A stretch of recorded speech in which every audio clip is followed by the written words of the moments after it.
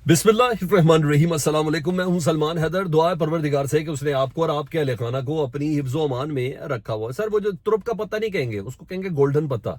जी हाँ, जो इमरान खान साहब ने खेला, चाहे इसके के हुकूमत और हुकूमत के नुमाइंदे, इस्टेब्लिशमेंट के नुमाइंदे ये कह रहे थे जाएं जाके अपना ज़रा ये शौक पूरा करना भी कर लें, लेकिन हाँ, हिलावतस था सारा मामला।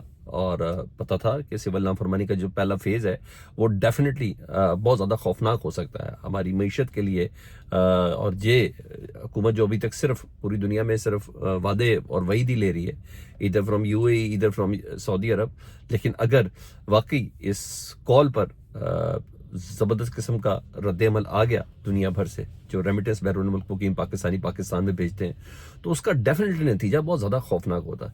ये एक सीरियसनेस का अपना मरल था। ये वो चीज़ नहीं थी जिसको डंडे से रोका जा सकता है या जिसको गोली से रोका जा सकता है, जिसको क्रैक डाउन से रोका जा सकता था। ये तो बिल्कुल बाहर बैठे हुए, तो इनमें से किसी एक पर जोर भी नहीं चल सकता था। और फिर इन्होंने कहा लो जी, इन्होंने अपने घर नहीं चलाने, तो लोगों ने बताया कि जी हमारे पास मुतबादिल रास्ते कौन से हैं पाकिस्तान में पैसे भेजने के, जो वाया बैंकिंग सेक्टर नहीं है।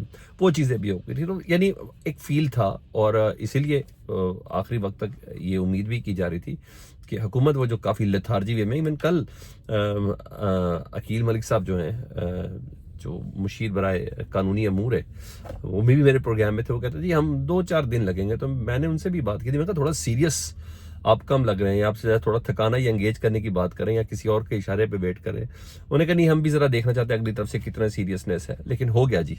और मैंने बताया था कि आज सुबह इमरान खान साहब की ये संडे की डेडलाइन थी, और वरना सिविल नाफरमानी का जो पहला फेज था उसका आगाज़ हो जाना था, जिसमें रेमिटेंस रोकने की दरख्वास्त की जानी थी।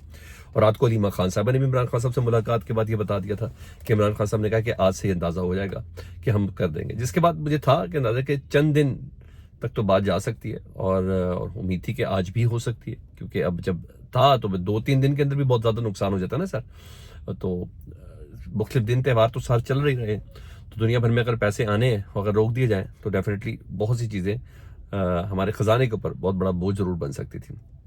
तो आज ही फिर यही हुआ कि मुज़ाकराती टीम के हवाले से वो जो कॉल थी पाकिस्तान तहरीक इंसाफ को एंगेज किया जाए, तो उस पर काम हो गया जी।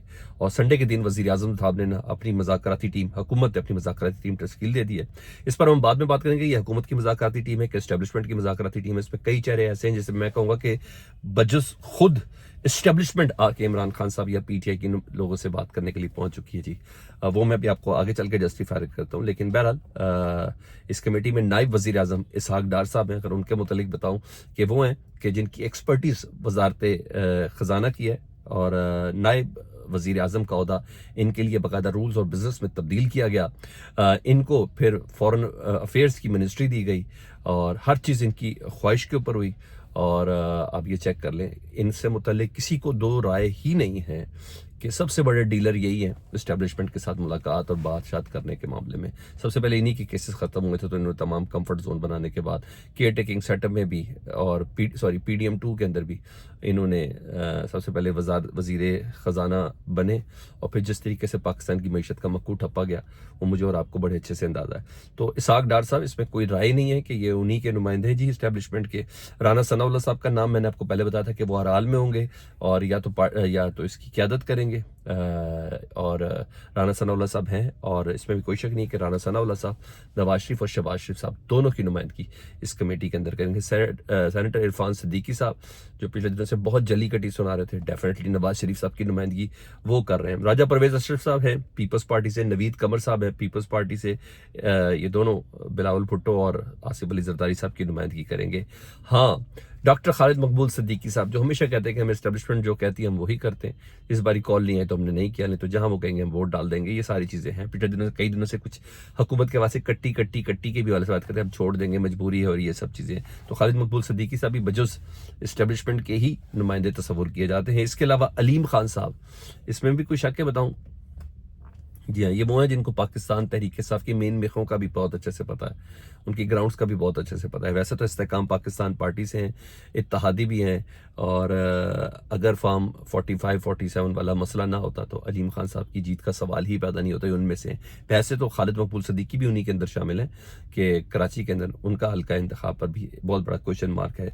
चौधरी सालिक साहब वैसे तो चौधरी शुजात साहब के साहबजादे हैं, इनके हल्के में लोग कुरान उठा उठा के कहते हैं कि इनको किसी ने वोट नहीं दिया, लेकिन फिर भी بھی ظاہری بات ہے اسٹیبلشمنٹ کے کچھ وعدوں کے اوپر جو چیزیں جوڑ توڑ کے اندر ہوئی تھی اس کے اندر چودھری صالح صاحب بھی شامل ہیں. تو چودھری صالح صاحب کاف لیگ کی نمائندگی کر رہے ہیں اور یہ تمام پی ٹی آئی سے بات کریں گے. دیکھا جائے تو یہ ایک سیاسی کمیٹی ہے، لیکن ٹھیک ہے سیاسی لوگ ہیں، مگر ایک ایک نام پر غور کریں تو میں نے آپ کو بتا دیا کہ بجز خود اسٹیبلشمنٹ کہ یہ تمام کے تمام پروردہ لوگ ہیں جو اس وقت اس کے اندر ہیں. بہرحال بیرسٹر گوہر صاحب نے جو چیئرمین پاکستان تحریک انصاف کے، انہوں نے کمیٹی بنانے پر خیر مقدم کیا ہے. شہباز شریف صاحب نے یہ کہا ہے کہ پاکستان ہے تو ہم سب ہیں. اسپیکر قومی اسمبلی ایاز صادق صاحب کی جو کاوش ہیں اس کو میں سراہتا ہوں. اور میری خبر کے مطابق سر بہت سی ملاقاتیں بیک اینڈ پہ چل بھی رہی ہیں، بہت سی ملاقاتیں بیک ڈور پہ ہو بھی رہی ہیں، اور بہت سی باتیں، اور یاد رکھنا جو بیک ڈور پہ ہو رہا ہے، بیک چینلز کے اندر ہو رہا ہے، اصل نتیجہ وہی دیتے ہیں. یہ جو سامنے والی باتیں نا یہ وہ نتیجہ خیز ثابت نہیں ہوتی. جو وہ چیزیں چل رہی، رانا ثناء اللہ صاحب نے بھی کل شہزاد اقبال صاحب کے پروگرام میں بیٹھ کے کہا کہ جی ہماری ملاقاتیں چلتی بھی رہتی ہیں، رابطے رہتے بھی ہیں، رابطے ہو بھی رہے ہیں، اور بہت کچھ چل بھی رہا ہے، یہ انہوں نے کہا. تو میں اپنی اس سٹانس کے اوپر قائم ہوں کہ بیک ڈور میں جو باتیں ہیں وہ علیحدہ سے، یہ اچانک سے نہیں ہو گیا سب کچھ، اس کے پیچھے بہت سی چیزیں ہیں. میں بھی پاسبل آج اڈیالہ جیل کے اندر ایک ملاقات ہو پاکستان تحریک انصاف کی جو مذاکراتی کمیٹی ہے ان کی، نہیں تو کل تو ہر حالت میں ڈیو ہے. ہاں جی، اب یہ دیکھنا ہے کہ جس طریقے سے یہ کمیٹی اب تشکیل دے دی گئی ہے، اب دیکھیں سول نافرمانی کی کال پر کوئی نظر ثانی کی جاتی ہے عمران خان صاحب کی طرف سے، کیونکہ کل عمران خان صاحب سے ملاقات ہونی ہے اور کل 190 ملین پاؤنڈ کیس کا فیصلہ بھی آنا ہے، جو میرا ماننا ہے کہ سوال ہی پیدا نہیں ہوتا. حکومت اس کو مؤخر کروائے گی، اس فیصلے کو خود کروائے گی، اور وہ کہا جائے گا کہ جناب ہمیں کچھ مزید چیزیں جمع کرانی ہے تو ذرا پلیز ذرا فیصلے میں تھوڑی تعطیل دے دیں. تو اور نہ بھی ہو تو کچھ اس طریقے سے کام کیا جائے گا، تب ہی ظاہری بات ہوگا. کچھ بھی ہوگا نا سر، جو کچھ بھی ہے وہ اس مذاکراتی کمیٹی سے لنک ہی ہے، یہ آپ نے ذہن کے اندر رکھنا ہے. تو تھوڑا وقت لیا جائے گا، کیونکہ سزائیں آپ دے دیں 10 سال کی اور اس کے ساتھ کہیں گے مذاکرات، یہ ممکن نہیں ہے. اب سمجھ میں آ گیا جی، آپ نے 25 لوگوں کو فوجی عدالتوں سے سزا دلوا دی، اوکے، ابھی قیادت اس کے اندر شامل نہیں ہے، اس دوران چیزیں ہو سکتی ہیں، لیکن نہیں، ایک سٹل ماحول بنانا ہے. اور جو نمائندگی جس قسم کی ہے اس مذاکراتی کمیٹی میں، مجھے ایسا لگتا ہے کہ ذرا چیک کرنا چاہتے ہیں کہ اس کو کہاں تک کنکلوڈ کیا جا سکتا ہے. اور ہاں، سول نافرمانی کی کال پہ جو قائد حزب اختلاف ہیں جی قومی اسمبلی میں، اور وہ عمر ایوب صاحب ہیں، انہوں نے کہا ہے کہ عمران خان صاحب سے ملاقات کے بعد ہی ہم اس پر موقف دیں گے، رائے دیں گے. جو کمیٹی حکومت نے تشکیل دی ہے اس کے سامنے کیسے چلنا ہے، اس کے ساتھ کیسے چلنا ہے، ہدایت بھی لینی ہے، حکومت کی سنجیدگی بھی دیکھنی ہے کہ کتنی ہے، یہ کتنی کمیٹی با اختیار ہے. یہ سب چیزیں عمران خان صاحب کے ساتھ فیصلے کے بعد ہوگا. ہاں، عمران خان صاحب نے جوڈیشل کمیشن 26 نومبر اور 9 مئی کا مطالبہ کیا ہوا ہے. دیکھتے ہیں کمیشن بناتے ہیں کہ نہیں بناتے، سب کچھ عمران خان صاحب کے پاس ہے. تو میرا خیال ہے کہ آج ملاقات نہیں تو کل ہر حالت میں ہوگی، جب ایک زبردست قسم کا رد عمل اس پر آئے گا. بہرحال اب اس کی سیریسنس تو دیکھنی ہے. مجھے ایسا لگتا ہے کہ سول نافرمانی کی جو تحریک ہے نا وہ پوسٹ پون ہوگی، وہ جو کال ہے نا وہ پوسٹ پون ہوگی. ہاں، ادھر پاکستان تحریک انصاف کے اندر فواد چودھری صاحب کو لے کے نا بالکل ایک الگ سے محاذ کھلا ہوا ہے. اور اس پہ فواد چودھری صاحب نے ہوا یہ کہ پی ٹی آئی کا جو سوشل میڈیا ہے نا، چاہے اس کے کہ پی ٹی آئی اس کو اون کرے یا نہ کرے، جو سوشل میڈیا کے جو ایکٹیوسٹ ہیں، لوگ ہیں جو پی ٹی آئی سے محبت کرنے والے ہیں، عمران خان صاحب سے محبت کرنے والے ہیں، جو باہر بیٹھے ہوئے ہیں، ان لوگوں کو وہ کہتے ہیں کہ آپ نا سم ٹائم آگ لگا دیتے ہیں سچویشن پہ. اور اس پہ سوشل میڈیا کے اکاؤنٹ جو ہیں وہ کچھ چیزیں ایکسٹریم لیول پہ لے جاتے ہیں. یہ فواد چودھری صاحب کا ماننا ہے. کسی حد تک میں اس سے اتفاق بھی کرتا ہوں. سم ٹائم نا کچھ وہ اتنی دکھ اور اذیت کے اس میں ہوتے ہیں کہ وہ ہر حدود اور قیود کو پار کر دے جاتے ہیں. تو اور کچھ لوگوں نے تو پچھلے دنوں شہداء کا مذاق تک بھی اڑایا تھا نا.